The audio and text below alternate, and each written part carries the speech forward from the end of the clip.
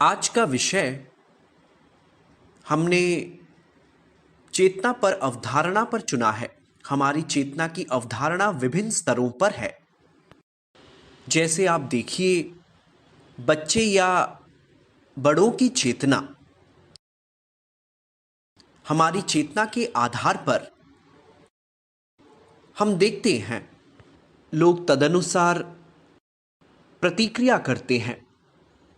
वास्तव में हम सभी बच्चों की छोटी छोटी बातों पर प्रतिक्रिया करना जानते हैं।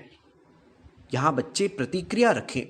बच्चे हमेशा अस्थायी चीजों पर प्रतिक्रिया करते हैं। तो हम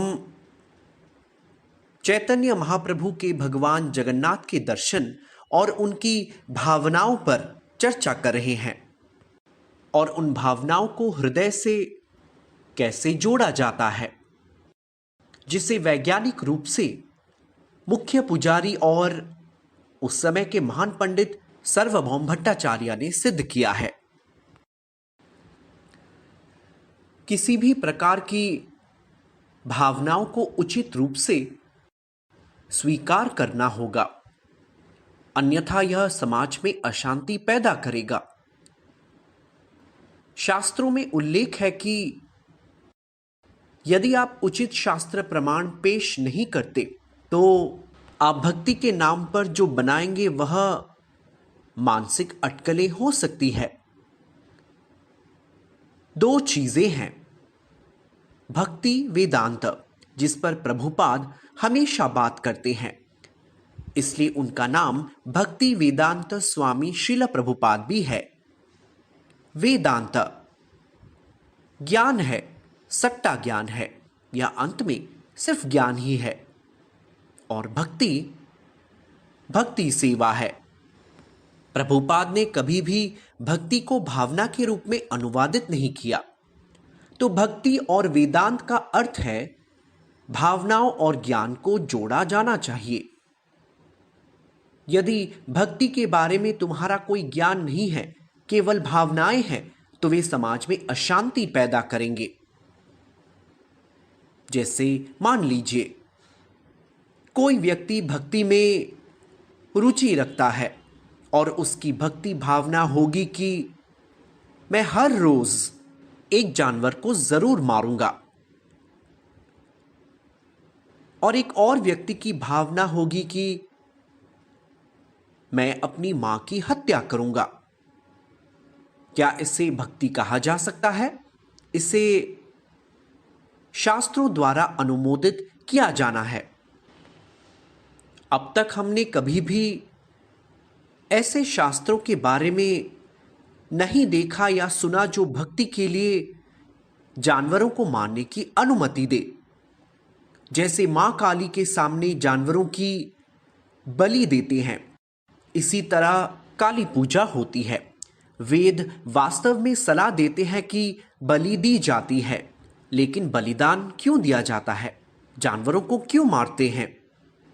पिछली बार हम चैतन्य महाप्रभु काजी से बातचीत करने पर चर्चा कर रहे थे कि जानवरों की हत्या करना मेरी जीभ को संतुष्ट करने के लिए बूचड़ खाने की तरह नहीं है। कोई व्यक्ति अपनी जीभ को नियंत्रित ना कर सके तो उसे इसे रोकने की प्रतिक्रिया से गुजरना पड़ता है।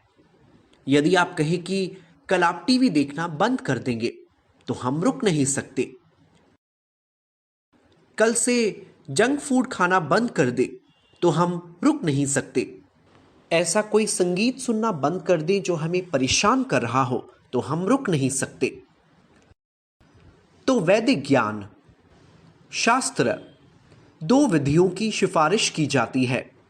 एक है प्रवृत्ति मार्ग, दूसरा है निवृत्ति मार्ग। प्रवृत्ति मार्ग का अर्थ है आप अपनी आदतों के साथ आगे बढ़ सकते हैं। वे आपको कुछ सलाह देते हैं, जैसे पुरुष महिलाओं के बिना और महिलाएं पुरुषों के बिना नहीं रह सकती। तो एक विवाह प्रक्रिया है और बच्चा पैदा करने के लिए गर्भोधारण संस्कारा है, अन्यथा अगली पीढ़ी कैसे आएगी? लेकिन अगर किसी व्यक्ति को अवैध गतिविधियों को रोकना है तो विवाह प्रणाली है, वह प्रवृत्ति मार्ग है। धर्म अर्थ काम मोक्ष। अधिकांश वैदिक साहित्य धर्म अर्थ काम मोक्ष के बारे में बात करते हैं। धर्म का अर्थ है आप कुछ धार्मिक क्रियाकलाप करें। इसे करें तो आपको कुछ धन अर्जित करना होगा। तो धर्म अर्थ काम, आप अपनी सभी पवित्र गतिविधियों का आनंद लेते हैं और अपनी इंद्रियों का आनंद लेने के बाद आप अंत में समझेंगे कि मैं सिर्फ अपना समय बर्बाद कर रहा हूं। फिर आप धर्म अर्थ काम मोक्ष में आएंगे। वह प्रवृत्ति मार्ग है। प्रवृत्ति मार्ग तुरंत किसी भी बात को ना नहीं कहेगा, लेकिन निवृत्ति मार्ग का मतलब है तुरंत ही सब कुछ को ना कह देना। जैसे यदि आप एक आध्यात्मवादी हैं, यदि आप योगी हैं, तुरंत आपको बताया जाएगा कि मांस नहीं खाना, जुआ नहीं खेलना, अवैध यौन संबंध नहीं रखना और नशा नहीं करना। इसलिए भक्ति सेवा निवृत्ति मार्ग से पूर्णतः जुड़ा हुआ है। वैराग्य विद्या विजय भक्ति योगा। भक्ति योगा का अर्थ है वैराग्य विद्या। वैराग्य के बिना भक्ति नहीं हो सकती। मान लीजिए कोई कहता है यह मेरी भक्ति है, मैं जानवर को मार सकता हूं। नहीं, आप गलत है। आप जानवर को मारकर नहीं कह सकते मैं भक्तिपूर्ण व्यक्ति हूं। यह बस एक भावना है। इसलिए आपको चेतना के विभिन्न स्तरों को समझना चाहिए। केवल जीवित रहने की चेतना हो तो उसी को प्राणमय मंच कहते हैं। आप केवल अस्तित्व के लिए एक मंच पे हैं, लेकिन अपने आप को मनोमय मंच पे लाना है।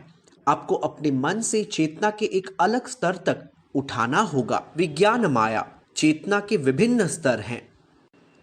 आपको अपने आप को चेतना के उस स्तर तक उठाने के लिए आपको ना कहना होगा।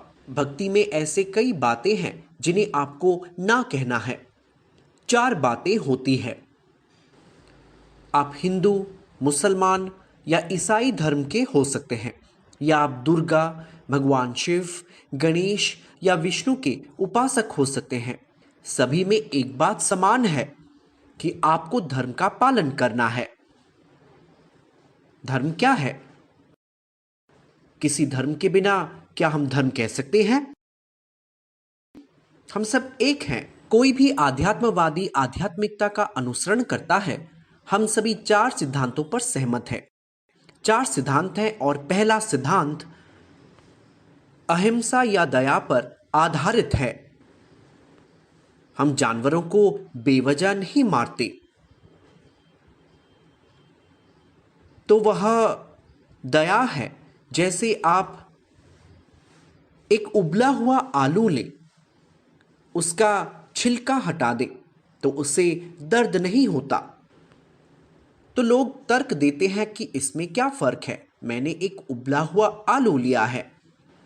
इसी तरह मैं एक उबला हुआ चिकन या उबला हुआ अंडा लिया, जो कुछ भी लिया, क्या फर्क पड़ता है? सब एक ही है। दोनों प्रकृति से आते हैं। हाँ, यह सच है। लेकिन एक पौधे से आलू तोड़ने की दर्द की मात्रा भी होता है, क्योंकि इस दुनिया में आप जो कुछ भी खाते हैं वह भौतिक प्रकृति का है। तो पौधों को दर्द होता है। तो वैदिक साहित्य में कहते हैं जीवो जीवस्य जीवनम। आपको केवल एक और जीवन जीवित रहना होगा। तो मनुष्य मांसाहारी नहीं होते, पर जंगली जानवर मांसाहारी होते हैं। मांसाहारी जानवर दूसरे जानवरों को खाने पर निर्भर होते हैं। हम शाकाहारी भोजन लेते हैं, जिसे आमतौर पर गायों या अन्य छोटे घरेलू जानवर भी खाते हैं। तो हमारे पास केवल 2 छोटे दांत हैं। हम किताबों में पढ़ते हैं और जूलॉजी की पाठ्य पुस्तकों में भी। कैनाइन दांत कैसे होते हैं, जिनसे आप कुछ सख्त चीजें काट सकते हैं। लेकिन बाघ या कुत्ते जैसे तेज दांत हमारे नहीं हैं। लेकिन हमारे दांत छोटे होते हैं। शाकाहारी भोजन के लिए हमारे दांत अधिक आरामदायक होते हैं। तो हमारे शरीर की संरचना अधिक शाकाहारी भोजन लेने के लिए बना हुआ है। हालांकि दो दांत ऐसे हैं जिनसे आप मांसाहारी भोजन कर सकते हैं। लेकिन हम यहाँ शाकाहारी या मांसाहारी खाना पर चर्चा नहीं कर रहे हैं। यहाँ हम दया पर बात कर रहे हैं। यदि आप खुद को आध्यात्मवादी कहते हैं तो पहली बात है, आप दूसरों के लिए हिंसा पैदा न करें, अहिंसा अभ्यास करें। तो बताइए, आलू के खिलाफ क्या हिंसा है? आप एक पौधे से आलू काटते हैं। डॉक्टर जगदीश चंद्र बोस ने एक मीटर बनाया था कि पौधे कैसे जीवित रहते हैं और उन्हें दर्द कैसे होता है। लेकिन वह दर्द किसी जानवर को काटने का दर्द से कम होता है। आप जानवर को काटते हैं, उसकी गर्दन काटने पर वह रोने लगता है। पौधों को दिए जाने वाले दर्द और जानवरों को दर्द, कौन सा दर्द बेहतर दर्द है? जानवर समझ नहीं सकते, लेकिन इंसान समझता है कि पौधों को दिए जाने वाला दर्द कम होता है उसकी चेतना के कारण। तो आज हमारा विषय चेतना है। किस स्तर की चेतना? पशु चेतना, वनस्पति चेतना और मानव चेतना।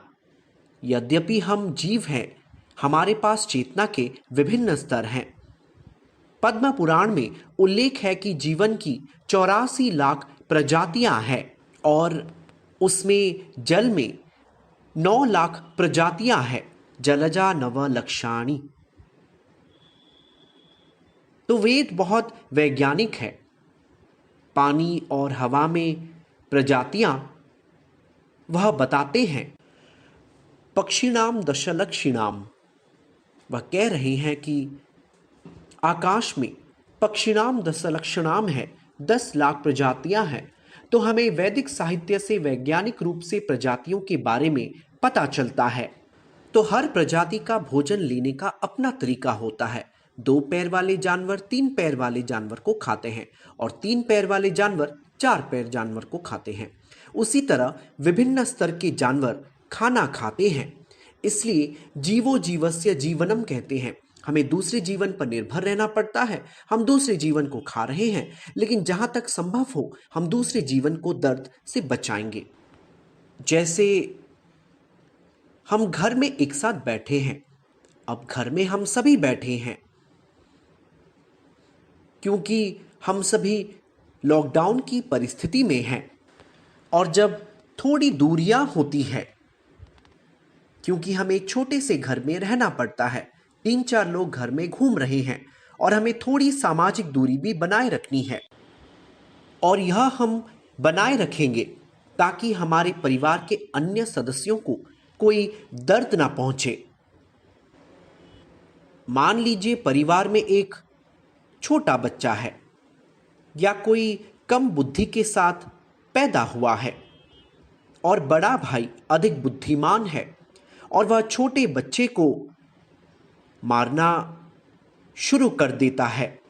यह कहता है, मैं तुम्हारे मुकाबले अधिक शक्तिशाली और बुद्धिमान हूं।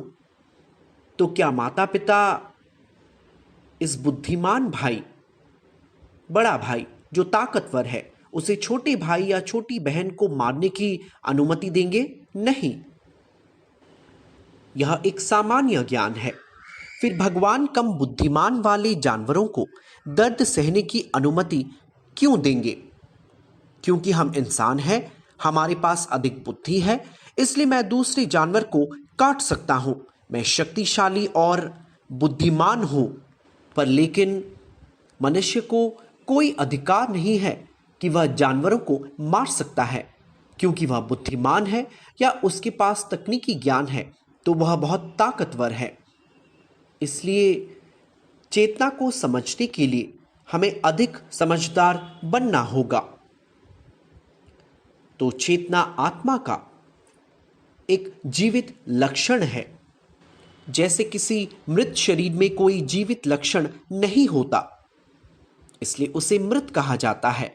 लेकिन आप किसी को चुटकी लेते हैं तो कुछ महसूस होती है, इसलिए हमें जीवित कहा जाता है, नहीं तो हम मुर्दा कहलाते हैं। आप परिवार के सबसे खूबसूरत या स्नेही सदस्य से प्रेम करते हैं जब वह मर जाते हैं और एक ताबूत के अंदर लेटे हुए हैं, और आप कहते हैं कि मैं सब कुछ हार गया। तुमने क्या खोया? तुम तो वहीं पे हो। फिर तुमने क्या खोया? आपने चेतना खोया है। तुमने वह आत्मा खो दी है जो तुमसे बात कर रही थी। यानी आपने कभी अपने अपनों को नहीं देखा जो शरीर के अंदर है। हमने इसके बारे में कभी नहीं सोचा, हमने इसके बारे में नहीं सुना। तो आत्मा इतना महत्वपूर्ण है कि इसके बिना यह शरीर काम नहीं करेगा।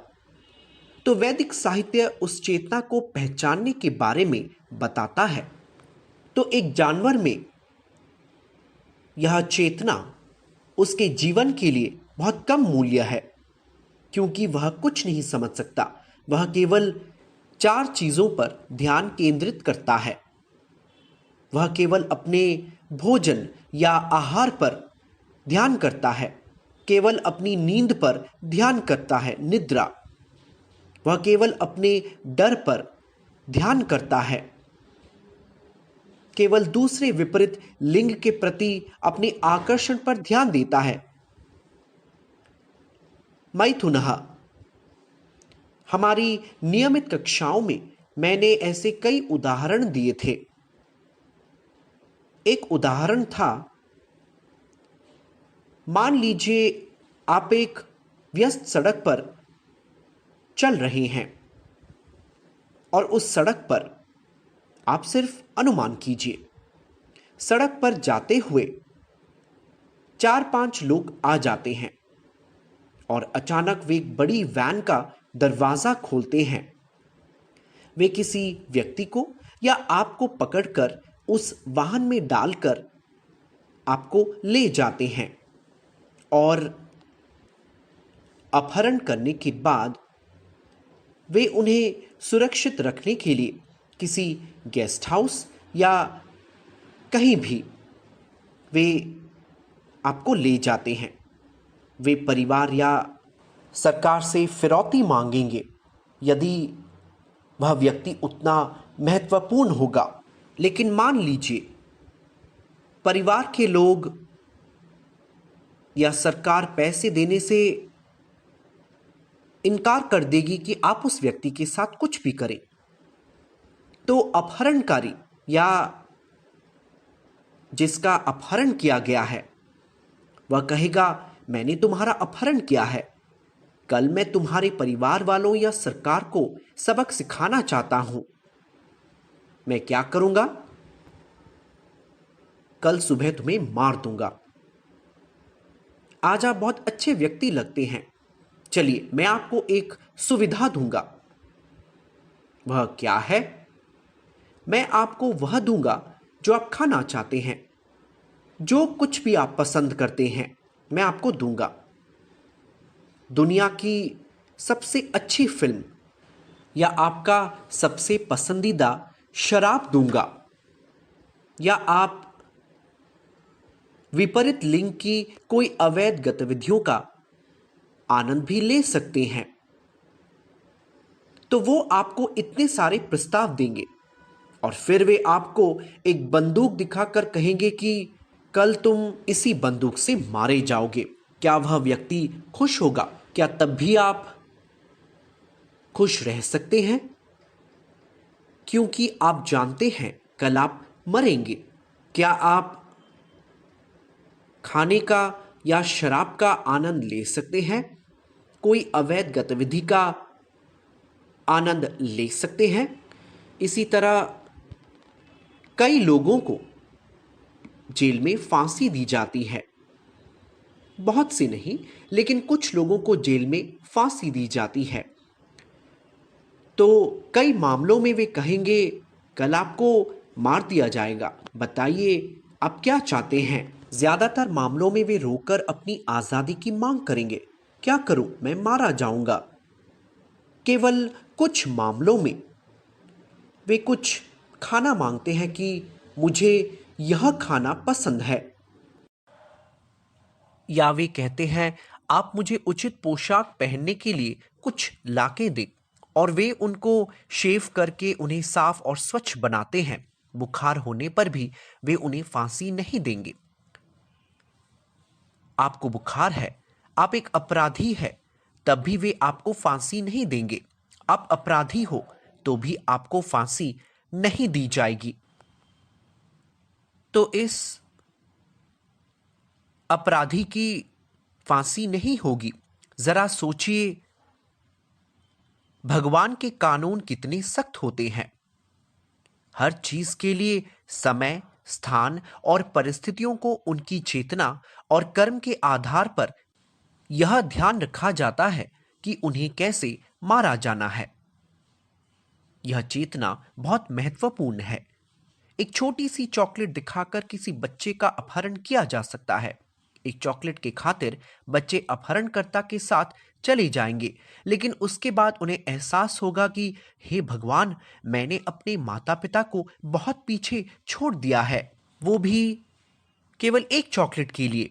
कल मेरी माँ मुझे 10 चॉकलेट दे सकती थी, लेकिन इस अपहरणकर्ता ने मुझे एक चॉकलेट देकर मुझे मेरी माँ से छीन लिया है। इसी तरह एक व्यक्ति अगर समझता है कि जीवन में एक दिन मैं क्या हासिल करूंगा, मैं जो चाहता हूं वह खा सकता हूं, लेकिन कल अपहरणकर्ता मुझे मार डालेगा, उस उदाहरण से हम समझते हैं कि केवल सोना, खाना, संभोग करना और बचाव करना सब कुछ नहीं है, पर लेकिन उससे अधिक कुछ और भी है। वह क्या है? वह है उचित चेतना में रहना। एक उचित चेतना जो हमें उच्च ग्रहों तक ले जाएगी। भगवद गीता में उल्लेख है, ऊर्ध्वम गच्छन्ति सत्वस्थः। आप सत्व गुण में होते हैं तो आप उच्च ग्रह जाएंगे। तमोगुणा। बहुत से लोग पूछते हैं कि सत्व गुणा क्या है, तमोगुणा क्या है, रजोगुणा क्या है। भारत में जन्म लेने वाले लोग आसानी से सात्विक भोजन को समझते हैं। सात्विक भोजन का अर्थ है जो अधिक मसालेदार, अधिक गर्म या खट्टा नहीं होता। सात्विक भोजन बहुत स्वस्थ, पौष्टिक, रसदार होता है जो स्वास्थ्य के लिए अच्छा है। इसलिए उस भोजन को खाएंगे तो आप अधिक से अधिक स्वस्थ हो जाएंगे। यह सत्व गुणा है। सत्व गुणा केवल भोजन नहीं है, आप कैसे कार्य करते हैं, अपनी भावनाओं को कैसे जताते हैं, सब कुछ चेतना से जुड़ा होता है। सत्व गुण में होते हैं तो आप पापी गतिविधि से मुक्त हो सकते हैं। तदा रजस्तमो भावा कामा लोभा दयश्चये चेते एतेर अनाविधम स्थितम सत्वे प्रसिद्धति। सत्व गुण में आप दो चीजों से बाहर आ सकते हैं, काम और लोभ। यात्रा करते समय कोई युवा अगर किसी आध्यात्मवादी को देखता है जो कुछ आध्यात्मिक सिद्धांतों का पालन कर रहे हैं, मुझे भी उनसे कुछ सीखना चाहिए। ट्रेन, बस से यात्रा करते हैं या मंदिर में कहीं बैठे हैं तो आमतौर पर लोग आकर पूछते हैं, स्वामी जी, एक समस्या है। वह क्या है? खासकर युवाओं को वासना से बहुत परेशान होता है। हर कोई वासना से परेशान होते हैं। कुछ कहानियां हैं। हर कोई अकबर और बिरबल की कहानियों के बारे में जानता है। ऐसे ही एक कहानी में अकबर ने बिरबल से पूछा, इंसान में यह वासना कब तक रहती है? तो बिरबल ने कहा, मेरे प्रिय सर, वास्तव में वासना एक ऐसी चीज है जो तब तक नहीं जाती जब तक आप अपनी चेतना को शुद्ध नहीं करते। वासना उच्च चेतना के सिद्धांतों का अभ्यास करने पर यह कम उम्र में मौजूद नहीं रहती, लेकिन बुढ़ापे में भी मान लीजिए आप चेतना सिद्धांतों का अभ्यास नहीं कर रहे तो वासना हमेशा रहेगी। अकबर ने कहा, नहीं नहीं, मुझे इस पर विश्वास नहीं है। बिरबल ने कहा, ठीक है सर, मैं आपको एक समय दूंगा। मैं और आप शहर से बाहर जाएंगे। तो अगले दिन बिरबल ने अकबर से कहा, हम गुप्त रूप से वेश बदलकर शहर के चारों ओर घूमेंगे। मुझे आपको कुछ दिखाना है। आमतौर पर किसी विषय को समझने के लिए राजा ऐसे ही वेश बदलकर जाते थे। इसलिए दोनों निकल पड़े। पर जाते समय बिरबल ने कहा, कृपया अपनी बेटी को साथ ले आएं, मुझे उन्हें कुछ दिखाना है। इसलिए उनकी बेटी भी उनके साथ आ गई। जब भी अकबर बिरबल छोटी छोटी जगहों या सड़कों पर जा रहे थे, तब अकबर पूछते थे, हम कहाँ जा रहे हैं बिरबल? आप कृपया 1 मिनट अपेक्षा करें सर। तो उन्होंने एक घर में प्रवेश किया। एक बहुत बूढ़ा आदमी मौत की सेज पर था। और जब बिरबल अकबर घर में प्रवेश किया, वह बूढ़ा आदमी कांप उठा। वह मौत की शैया पर था। और जब अकबर की सुंदर युवा बेटी अंदर प्रवेश हुई, तो युवा लड़की को उस बूढ़े आदमी ने, जो मौत की शैया पर था, वह अपनी आंखें खोली और इस तरह देखा, जिसे अकबर सब कुछ समझ गए। फिर वे दोनों वहां से चले गए। वास्तव में मृत्यु के समय भी वासना होती है। यह वासना हमारा बहुत खतरनाक शत्रु है। भगवत गीता में कृष्ण कहते हैं कि यह वासना नित्य विरिणाम है, एक जीवित इकाई का शाश्वत शत्रु है, क्योंकि यह हमारी चेतना को परेशान करता है। वासना में क्या गलत है? कोई भी पूछ सकता है कि वासना में क्या गलत है। मान लीजिए मैं एक जानवर को मार रहा हूं। मैं समझ सकता हूं तुम इसे हिंसा कहते हो, तुम्हें दया दिखानी चाहिए, मैं समझ सकता हूं। लेकिन तुम काम वासना के बारे में क्यों बोल रहे हो? मैं आनंद ले रहा हूं, मेरा साथी भी आनंद ले रही है। मान लीजिए मैं किसी को जबरदस्ती मेरे साथ आनंद लेने को कह रहा हूं, यह गलत है। लेकिन मेरे एक अच्छे मित्र हैं, मैं उनके साथ जा रहा हूं, इसमें क्या गलत है? पहले कानूनी तौर पर यह गलत है। आपको सावधान रहना होगा। हम भगवत गीता के दृष्टिकोण से समझते हैं। वास्तव में हम भगवत गीता से समझते हैं कि मैं यह शरीर नहीं हूं। यह इसलिए क्योंकि मृत्यु के समय हमारी चेतना खो जाती है। जिसे आप अपने शरीर से पहचानते हैं, वो वास्तविक आनंद नहीं है। आप सोच रहे होंगे, ओ मैं आनंद ले रहा हूं।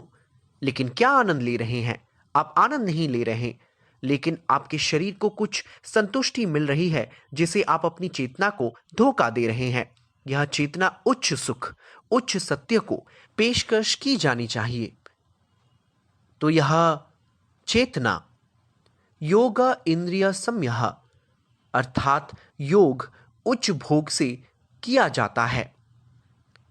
सुखम, सुखम का अर्थ है यह इस शरीर इंद्रियों से परे है। यदि आप सिर्फ पानी पानी पानी पानी पानी पानी पानी का जाप करते हैं, आपके मुंह में पानी नहीं आएगा। लेकिन भगवान का नाम जाप करें, नारायण नारायण नारायण, कृष्ण माधव गोविंद जगन्नाथ, तो भगवान आपके जीव में आते हैं। वास्तव में वह हमारे हृदय, हमारी चेतना को छूते हैं। इसलिए जब कभी भक्त जगन्नाथ, कृष्ण, माधव, गोविंद या कुछ भी जाप करते हैं, प्रभु हृदय में प्रतिफलित करते हैं।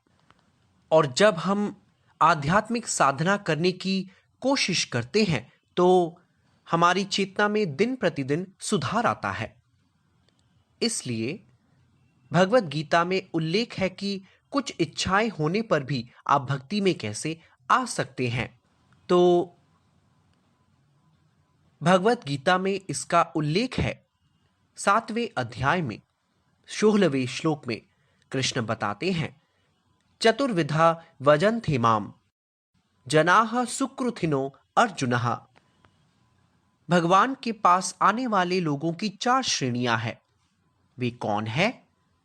वे हैं आर्थो, जिज्ञासो, अर्थार्थी, ज्ञानी च भरतर्षभा। कौन है ये 4 लोग? वे धर्मपरायण लोग हैं। सबसे पहले आप भगवान के पास जाते हैं। आमतौर पर लोग मुसीबत में कहते हैं, भगवान कहाँ है? भगवान नहीं है। कोरोना वायरस क्यों आया? भगवान नहीं है। भगवान होते तो इतना समस्या क्यों हो रही है? अगर भगवान है तो इतनी समस्या क्यों हो रही है? आमतौर पर लोग पूछते हैं, भगवान कहाँ है? वह इतनी परेशानी क्यों पैदा कर रहे हैं? तो कोई भी आसानी से भगवान के पास नहीं आ सकते, क्योंकि आमतौर पर लोग ईश्वर को केवल आदेश लेने वाले के रूप में ही समझते हैं। जैसे आप किसी होटल जाकर ऑर्डर देते हैं, 2 पराठा ले आओ, 2 आइसक्रीम ले आओ, भगवान आप मुझे ये दे दो, मुझे वो दे दो।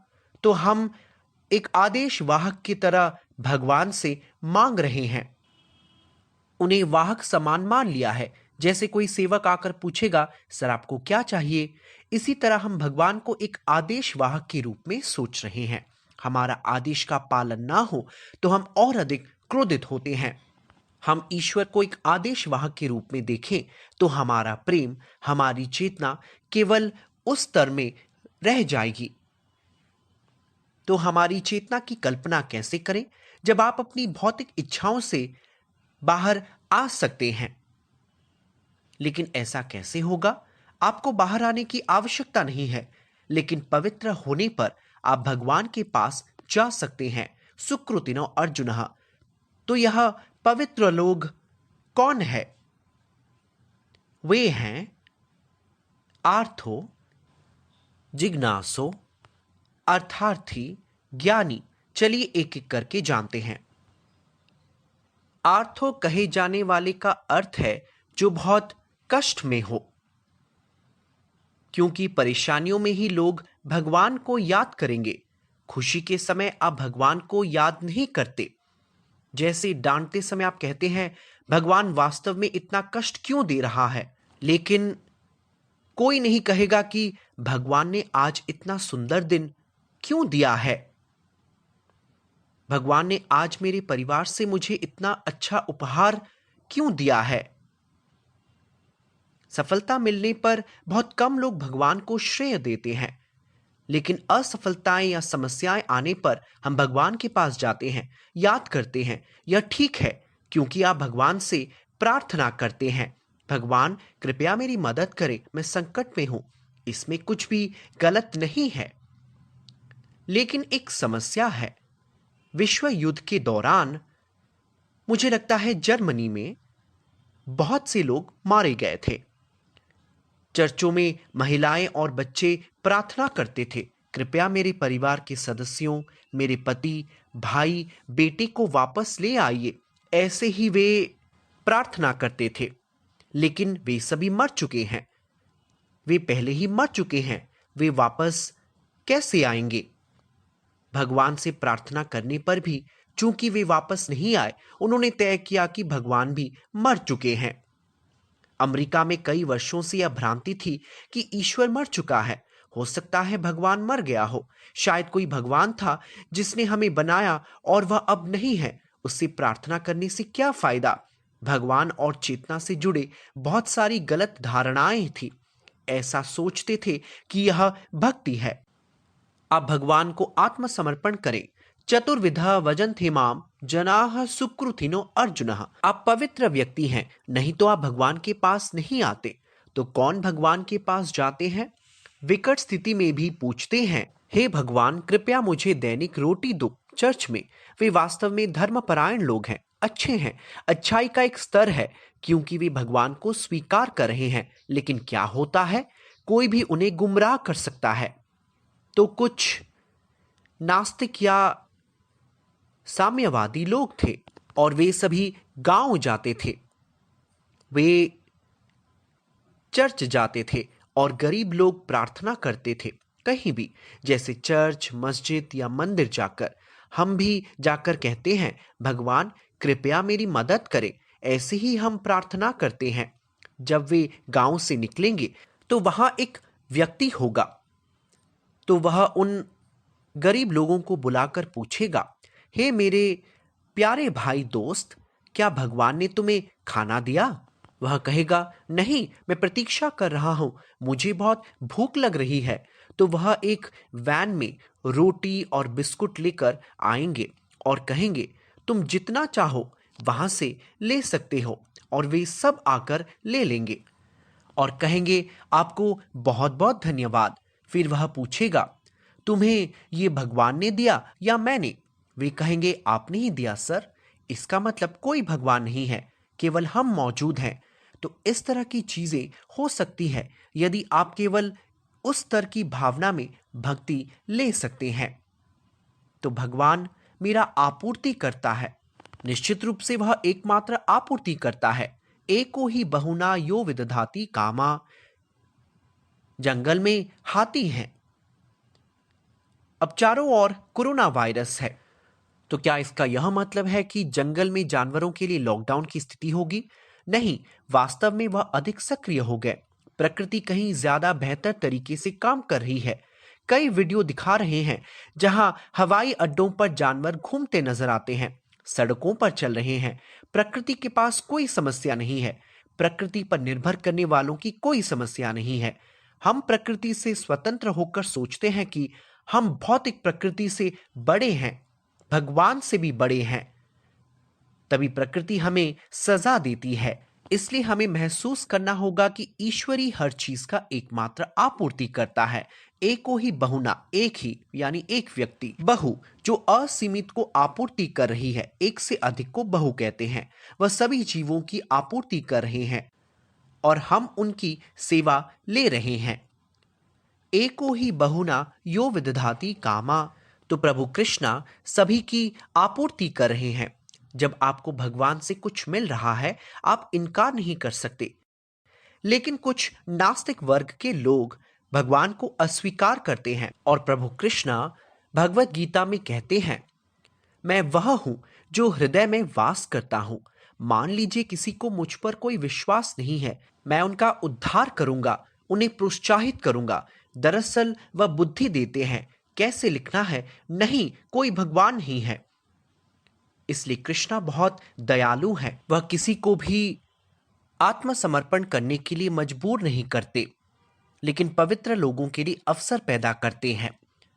तो भगवान के पास जाने वाले 4 श्रेणियों के लोगों को थोड़ा सतर्क रहना पड़ता है, क्योंकि मैंने कुछ कहानियों के बारे में सुना है जिनके घर में भगवान की बहुत भक्ति है। जैसे वे अपने घर में एक प्रतिमा की पूजा कर रहे होंगे।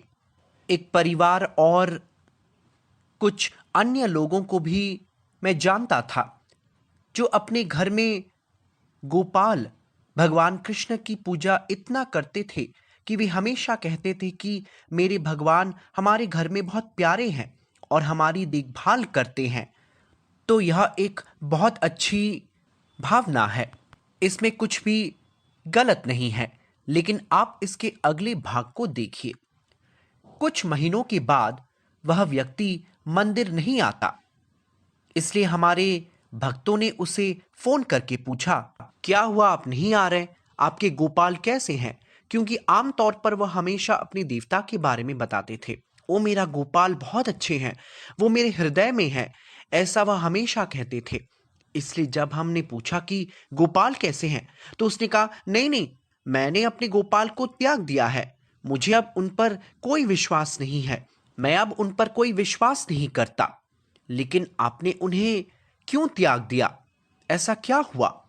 वास्तव में उन्होंने कहा, उनकी मैं बहुत पूजा करता हूं, लेकिन मेरे घर में मेरे बेटे की एक दुर्घटना हो गई, तो मैंने तुरंत गोपाल से कहा, आपको मेरे बेटे की देखभाल करनी है क्योंकि मैं आपकी इतनी पूजा करता हूं। तो भक्तों ने कहा, तो क्या हुआ? नहीं नहीं, मैंने उन्हें त्याग दिया।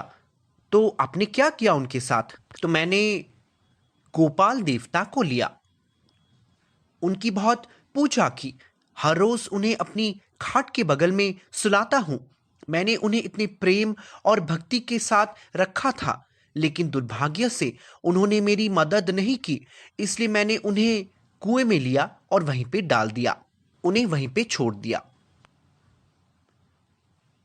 आप देखिए, बहुत अधिक भावनात्मक रूप से जुड़े होने पर आपकी चेतना केवल लेन देन के संबंध में ही होगी। आप समझ नहीं पाएंगे कि भगवान हमारे रक्षक हैं। इसलिए भगवत गीता में कृष्ण कहते हैं, विभूति योग, आपको भगवान को समझना होगा। तो आप अपने मन से भगवान की कल्पना नहीं कर सकते। हमारा मन कहेगा भगवान आज मुझसे बात कर रहे हैं। जैसे कई लोगों के मन में कुछ विचार होते हैं, शायद भगवान अन्य लोगों के माध्यम से निर्देश देते हैं।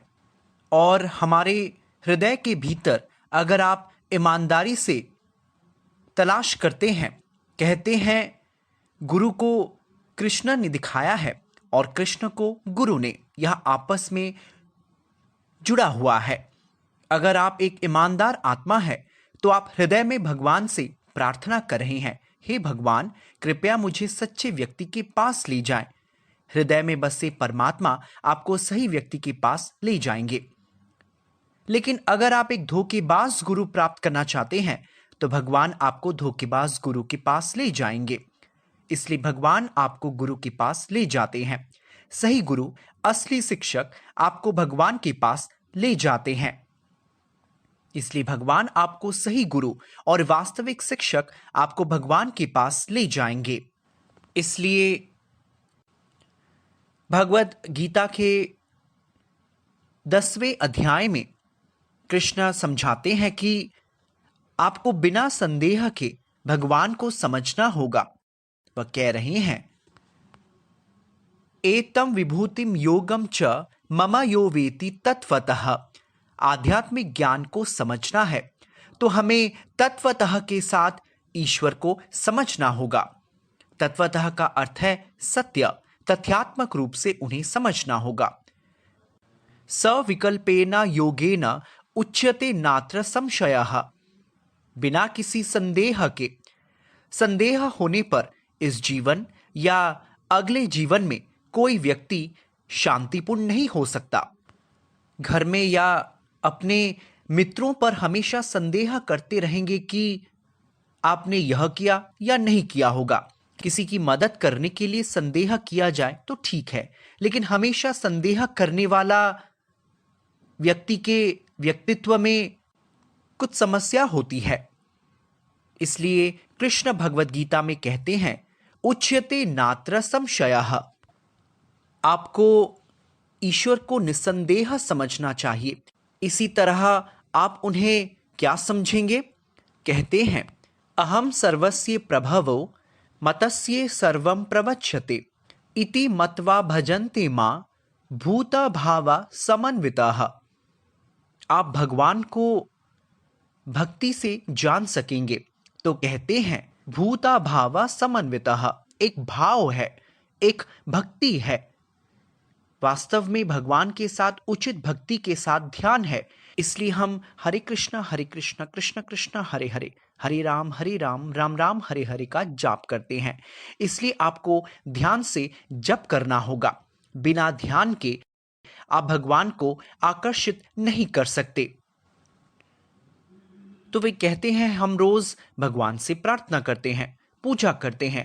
5 मिनट के लिए कुछ मंत्र का जाप करता हूं, आधा घंटा मैं ध्यान में बैठता हूं और फिर हम सभी काम के लिए निकल जाते हैं। आप फिर से भगवान को कब याद करते हैं? अगले दिन सुबह कार्यालय जाने से 5 मिनट पहले या आधा घंटा के लिए। और हम इसे भक्ति मानते हैं। हाँ, यह भक्ति है, इसमें थोड़ा सा हिस्सा भक्ति है। इसलिए कृष्ण कह रहे हैं, आप सुकृतिनो अर्जुनः। लोगों की 4 श्रेणियां हैं और जो भगवान के पास जाते हैं वे संकट में हो, भगवान के बारे में जिज्ञासु हो या भौतिक आवश्यकताएं के कारण, वे सभी अच्छे लोग हैं। लेकिन इन 4 लोगों में जो व्यक्ति अधिक प्रगति करता है वह है ज्ञानी। चतुर्विधा भजन्ते माम सुकृतिनो अर्जुनः। आर्थो अर्थार्थी जिज्ञासु और ज्ञानी एक व्यक्ति जो ज्ञान में है। इसलिए कहते हैं बहुनाम जन्मनाम अन्ते ज्ञानानाम माम प्रद्यते। बस ज्ञानी बनना पर्याप्त नहीं है, आपको ज्ञान प्राप्त करना चाहिए कई जन्मों के बाद कि वासुदेवम सर्वम इति समाहंसा सुरदभवा। आप समझते हैं मेरा जीवन बहुत सीमित है, मैं जीवन के बाद जीवन आगे बढ़ रहा हूं। आपको पता चलता है कि भगवान वासुदेव सर्व इति है, मुझे उनके सामने समर्पण करना है। ऐसा व्यक्ति महात्मा बन जाते हैं और वही महात्मा महात्मा नस्तु माम पात्रा दैवीं प्रकृति आश्रितः। इस तरह के महात्मा दैवी प्रकृति की शरण लेते हैं। यह एक आध्यात्मिक प्रकृति है। आप प्रकृति लेते हैं। प्रकृति का अर्थ प्रकृति है। भौतिक प्रकृति की तुलना मां से की गई है। दो प्रकृतियां है, एक है जड़ा प्रकृति और एक है दैवी प्रकृति। दैवी का प्रकृति मोक्ष आया, यह आपको मोक्ष देता है, जबकि जड़ा प्रकृति देवी माया दुर्गा देवी जीवों को दंडित करती है। इसलिए मम माया दुरत्यया, यह माया बहुत कठिन है। इसलिए माया से बाहर आने के लिए आपको कृष्ण के सामने समर्पण करना होगा। कृष्ण भगवत गीता में कहते हैं जो उनके सामने समर्पण करता है वो माया से बाहर आता है। जहां सूर्य का प्रकाश होता है वहां कोई अंधेरा नहीं होता। उसी तरह भगवान की भक्ति करें तो कोई अंधेरा नहीं होता। इस माया से बाहर आने के लिए कृष्ण के सामने समर्पण करना पड़ता है। तो वापस आते हैं इन 4 श्रेणियों के लोगों के पास। इसमें कुछ गलत नहीं है। मैं एक या दो बात कहूंगा। कैसे लोग जब भगवान के पास आते हैं तो हमारे ऐतिहासिक वैदिक संदर्भ में वे कुछ उदाहरण देते हैं। जैसे इन 4 श्रेणियों के लोग जो भगवान के पास आते हैं जो संकट में है। आप ध्रुव महाराज को देखें। महाराज ध्रुव, बाल ध्रुव, वह उम्र में छोटे थे। आप ध्रुव की कहानी जानते हैं। वह अपने पिता के साथ खेलना चाहता था, उनकी गोद में बैठना चाहता था, लेकिन उनके पिता, वह 2 बच्चों के पिता थे। उनकी 2 पत्नियां थीं, लेकिन उनका दूसरा पुत्र उनकी गोदी में बैठा था। पहली पत्नी का पुत्र महाराज ध्रुव थे। वह महाराज नहीं था, वह उस समय एक छोटा बालक था। वह गोद में बैठना चाहता था, लेकिन राजा का दूसरी पत्नी के प्रति झुकाव था। लेकिन वह स्वाभाविक रूप से अपने बच्चों से प्रेम करते थे, क्योंकि एक राजा, एक पिता अपने बच्चों से प्रेम करता है। इसलिए जब ध्रुव उनकी गोदी में बैठना चाहा तो उसकी सौतेली मां ने कहा, तुम बैठ नहीं सकते। यदि अपनी पिता की गोद में बैठना है तो तुम्हें मेरे गर्भ में से जन्म लेना होगा। वह बहुत अहंकारी थी।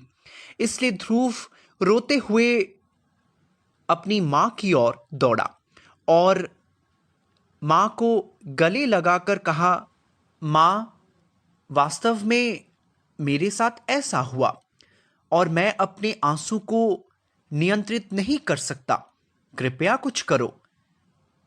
तो मां ने कहा, मैं क्या कर सकती हूं, मैं एक सामान्य महिला हूं, भले ही मैं एक रानी हूं, पर मैं कुछ नहीं कर सकती।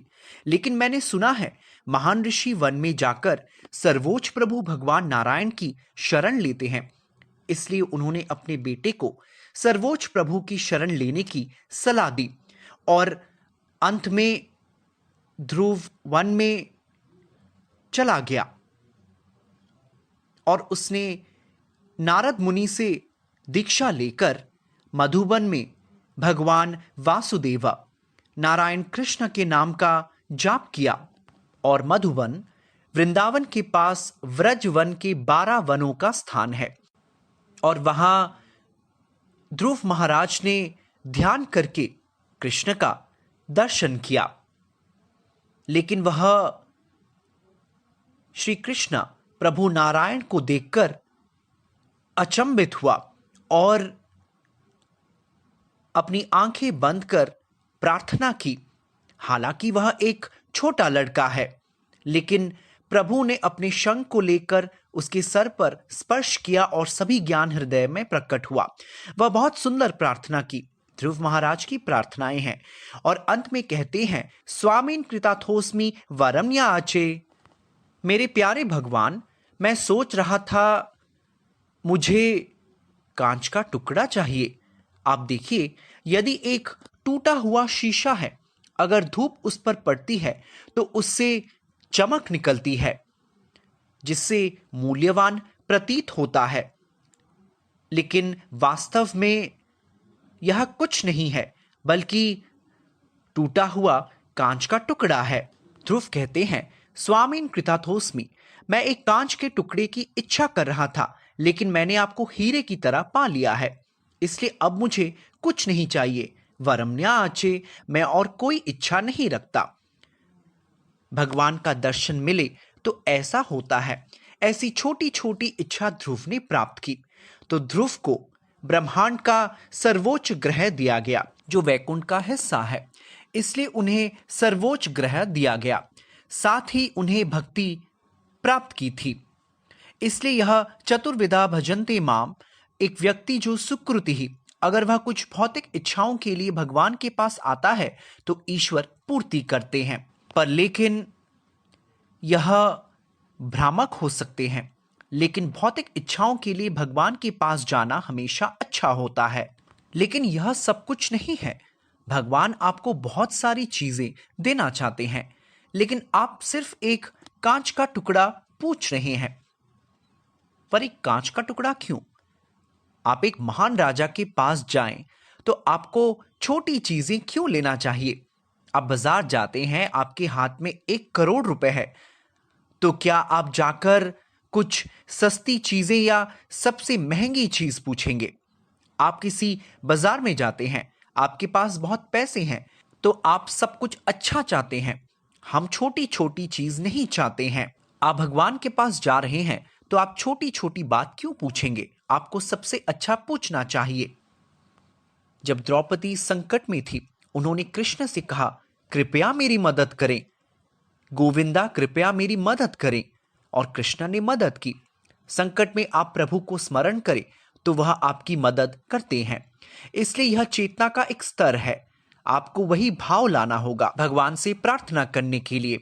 इसलिए द्रौपदी संकट में प्रार्थना की और कृष्णा ने वास्तव में उन्हें बहुत सारी साड़ियां दी, और मगरमच्छ ने हाथी गजेंद्र को पकड़ लिया और गजेंद्र हाथी बहुत दर्द से पीड़ित था।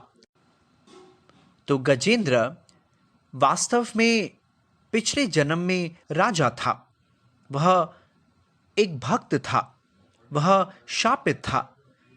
अगले जन्म में हाथी बनने पर भी उसने संकट में भगवान को याद किया, उसने प्रार्थना की और भगवान ने उसकी मदद की। तो भले ही आप पशु हो, पर आप भगवान से प्रार्थना करते हैं।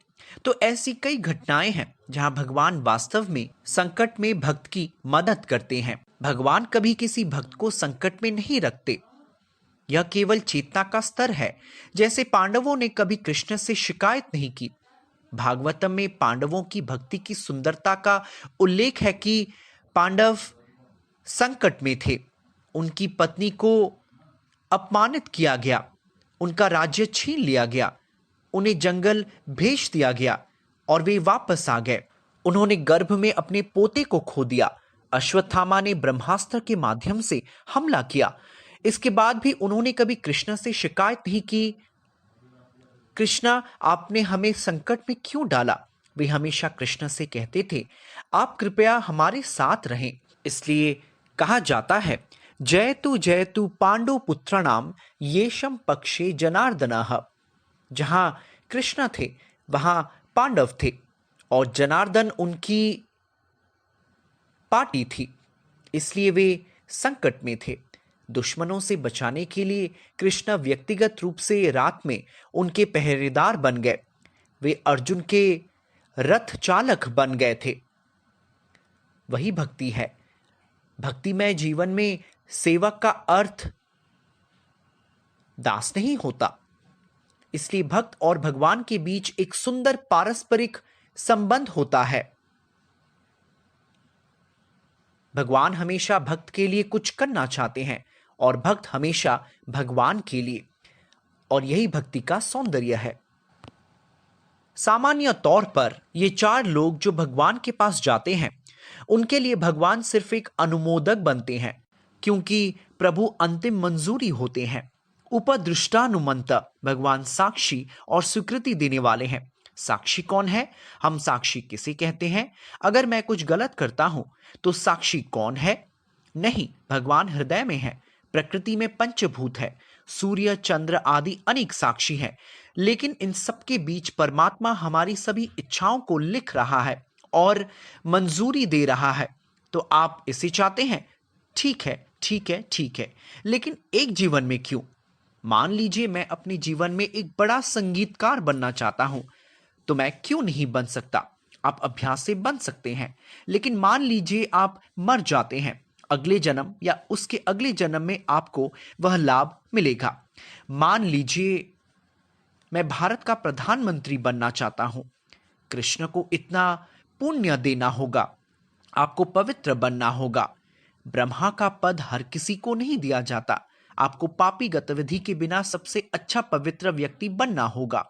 इसलिए कोई भी पवित्र पदों पर हालांकि आधुनिक दिनों में भी आध्यात्मिक रूप से अयोग्य लोगों का कब्जा है, लेकिन उन्हें उस पद पर आसीन होने के लिए किसी प्रकार का पुण्य किया होगा, अन्यथा कोई किसी पद पर कब्जा नहीं कर सकता। आप सोच रहे होंगे कि वे भी दुरुपयोग कर रहे होंगे, लेकिन यह कुछ पुण्य से आया है। तो भगवान हमारी सभी इच्छाओं को पूरा करते हैं। यदि आप कृष्ण की ओर भक्ति के साथ जाते हैं, भगवान खुद को समर्पित करने के लिए तैयार हो जाते हैं, लेकिन दूसरों के लिए वह सिर्फ कहेंगे आपको क्या चाहिए? एक चाहते हैं, 1 2 3 4 टिक मार्क करते हुए कहेंगे ठीक है मैं आपको दूंगा। लेकिन एक भक्त के लिए कहा जाता है कृष्ण किसी को भी कुछ भी देने के लिए तैयार हो जाते हैं। अकामा सर्व कामो वा मोक्ष कामा उदरिधि। मान लीजिए किसी की कोई इच्छा नहीं है, तब भी वह भगवान के पास जाएगा। सर्व कामों, सभी इच्छाएं हैं, तभी वह भगवान के पास जाएगा। अकामा सर्व कामो वा मोक्ष कामा उदरिधि। आप मोक्ष प्राप्त करना चाहते हैं तो भगवान शिव पद्म पुराण या किसी अन्य पुराण में कहते हैं मोक्ष प्राप्ति के लिए आपको मुकुंद जाना होगा। भगवान शिव आपकी कोई भी इच्छा पूरी कर सकते हैं, लेकिन मुक्ति के लिए आपको भगवान नारायण के पास जाना होगा। इस जन्म मृत्यु से मुक्ति, अन्यथा आप इस दुनिया में जन्म लेते रहेंगे, मृत्यु के बाद आप फिर से जन्म लेते हैं। उन्हें ऐसा क्यों करना पड़ रहा है? लेकिन आप भगवान के पास जाते हैं तो वह आपको मुक्ति देंगे। भक्तों को मोक्ष भी नहीं चाहिए। कैवल्यम नरकायते। वे केवल प्रभु के साथ विलीन नहीं होना चाहते, बल्कि उनका सेवक बनना चाहते हैं, बहुत सुंदर संबंधों के साथ। भगवान के साथ संबंध बहुत ही सुंदर संबंध होता है। आप भगवान के साथ मित्र जैसे संबंध जोड़ सकते हैं, अर्जुन जैसे, गोपा जैसे। हम भगवान के पास पुत्र के रूप में संबंध रख सकते हैं। देखिए, भक्त में पारस्परिकता का बहुत महत्वपूर्ण पहलू है। भक्त के अनुसार भगवान प्रतिक्रिया रखते हैं। देवकी और वसुदेवा ने अपने पिछले जीवन में भगवान नारायण का ध्यान किया कि कृपया हमारे पुत्र बने, और हर जन्म में वह उनके पुत्र बने। और कृष्ण वास्तव में प्रतिदान करते हैं, जैसे भगवान की सुंदर लीला, जैसे भगवान को पुत्र के रूप में आप पिता के रूप में स्वीकार करते हैं, क्योंकि भगवान स्वाभाविक रूप से सभी के पिता हैं। सामान्य तौर पर पिता को सब कुछ देना पड़ता है। आप भगवान से मांगते हैं भगवान मुझे यह दे, जैसे पिता मुझे दीजिए दीजिए, वह आपूर्ति करते रहते हैं। लेकिन जब आपका एक बेटा होगा, आपके पास कोई अधीनस्थ है जो आपकी सेवा करता है, तो वृंदावन की लीला या वह कृष्ण को सेवा के अधीनस्थ के रूप में स्वीकार करते हैं। एक बार वृंदावन में मां यशोदा कृष्ण की देखभाल कर रही थी। उनका उम्र कुछ 1 या 2 साल का था। नंद महाराज कहीं बाहर जा रहे थे और उनके चप्पल यहां वहां लेटे हुए थे।